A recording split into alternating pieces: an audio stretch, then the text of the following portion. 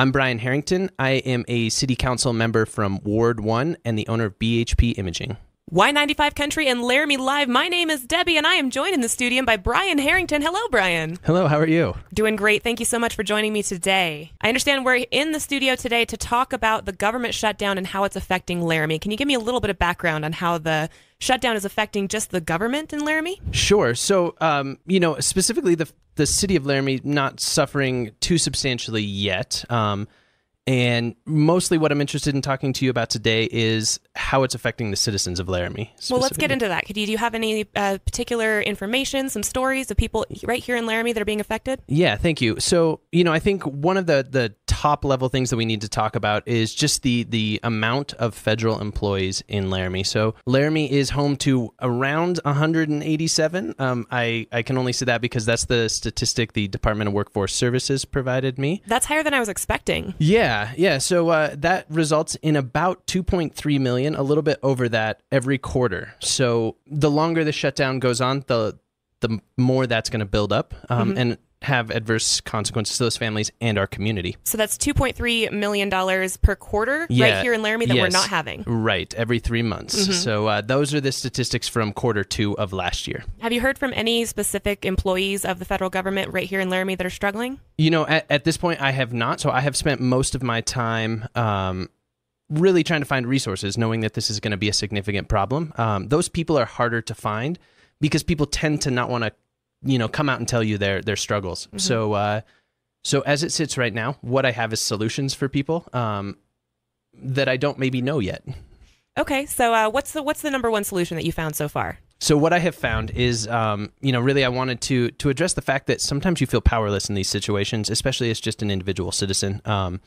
And knowing that there's going to be families struggling in Laramie, I wanted to make sure that our entire community is coming together and kind of creating holistic response to this, that we're making sure that everybody is rising up together and then we're not letting people fall behind. So I took a holistic approach to what solutions we may need to find. This isn't just about finding if you need lunch today, how to find lunch. While it does include that, it's not just that. So I've spent much of my week talking to financial institutions, mostly credit unions, as well as some regional banks, with how they might be prepared to help people who missed a paycheck on Friday, who are now looking at being behind on a car payment or a mortgage. Those resources have provided kind of an array of services that they are already providing. Most of them said to date, they have not dealt with a lot of people needing this resource. The longer that this shutdown goes on, hopefully by the end of this interview, the government's open and we don't have to, ever air this interview. Wouldn't that be great? It would be. But if you do need help, like Ohio Federal Credit Union is offering 0% loans to their members. Every other bank that I have talked to has a slew of resources that they're eager to help their members with. So if you are dealing with financial problems, if you have a mortgage that you can't meet this month, call whoever is housing that mortgage and talk to them about it. They're all eager to help you. And I know that there are some resources right here in Laramie that people can use if they're struggling, whether they're part of the shutdown or not. Right. And that includes things like Interfaith Good Samaritan and other things like that. What would you say to people who are struggling that are looking for those kind of resources? So this week I've had conversations with both the director of Interfaith Good Samaritan and the Laramie Soup Kitchen. Both are two of the first things that you think of when you think about food insecurity in Laramie. They're two of the organizations addressing that most directly on an ongoing basis. Both are eager and prepared to help people dealing with the shutdown. So, one of the things that I didn't fully expect in this thing, I spoke with Ted Kramer, the executive director of the Soup Kitchen, yesterday, and he was telling me a story about a furloughed employee that had come in not for a free meal, but because they had cleaned their house so many times that they just couldn't be there anymore. They needed to do something. So they were at the Soup Kitchen to volunteer. So they just needed to be doing something not in their house. Those are things that we're also going to deal with. We need to figure out how these people, how we can productively use their time if they're willing to give it. It may help them to integrate into these things. But the Soup Kitchen is prepared. They have more than enough food to feed you.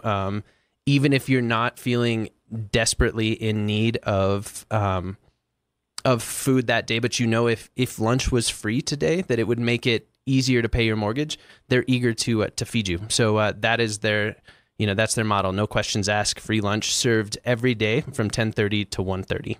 So you said there are about 181 people that are government federal employees? 187 employees. But there are a lot more people in Laramie that use federal programs. So my question is, when programs like that are threatened by the government shutdown, such as the WIC and SNAP benefits, what is the kind of recourse for that for people in Laramie? The longer that this shutdown occurs, the longer that this is sustained, the more we're going to see this ripple effect throughout our local economy. So we're not talking about just SNAP benefits or VA benefits, which are significant things that are going to be affected by this. We're also going to see nonprofits start to be able to not meet their payrolls and have to furlough employees. So in a community like ours that is full of both federal employees, but also a substantial amount of nonprofits doing great work, the longer this goes on, the harder it gets for them to function.